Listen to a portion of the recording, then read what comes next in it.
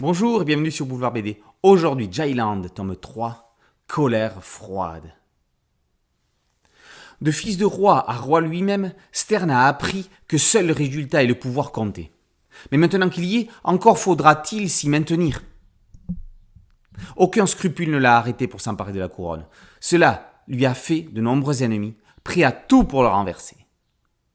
Dès lors, c'est entouré de complots, de potentiels traîtres, d'adversaires à l'intérieur comme à l'extérieur de son royaume qu'il doit combattre tout à la fois. Et nul proche pour le soutenir, puisque même sa femme, enceinte, semble vouloir le trahir. Il n'a plus qu'une seule solution. Une course effrénée à la violence, à la cruauté, où nul, proche ou non, ne peut échapper. La terreur sanguinaire qui l'absorbe lentement lui font reculer toutes les barrières de l'humanité. Son règne se fera par le vide pour tous ceux et celles qui refuseraient de lui obéir, qui oseraient même s'opposer à lui. Et, dans cette course, il compte bien conserver la main, manipuler, massacrer, être partout à la fois, afin de ne pas se laisser déborder ou surprendre par l'un ou l'autre de ses opposants. Stern le sanguinaire, Stern le cruel, Stern le sans pitié, est celui qu'il faut abattre. Mais qui pourrait y arriver? Gavnar?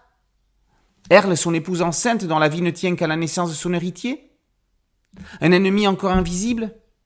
Un décompte mortel est lancé. Qui arrivera le premier? Ou plutôt, pour qui marquera-t-il la fin tragique?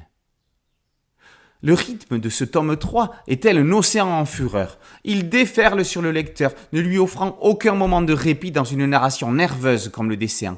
Et les rebondissements, les retournements, les désespoirs au vu des échecs, des tentatives de renversement de Stern semblent amuser Bruno de Rouvert. Il se joue du lecteur, lui fait croire à une fin heureuse possible avec cette piste ou celle-ci.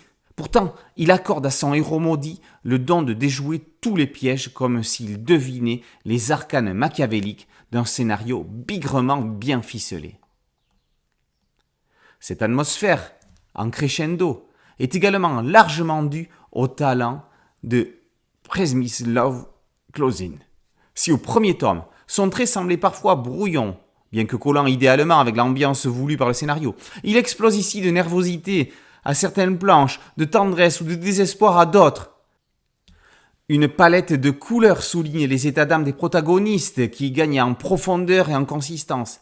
Et même les planches panoramiques ajoutent, par leur répit, de l'intensité aux suivantes.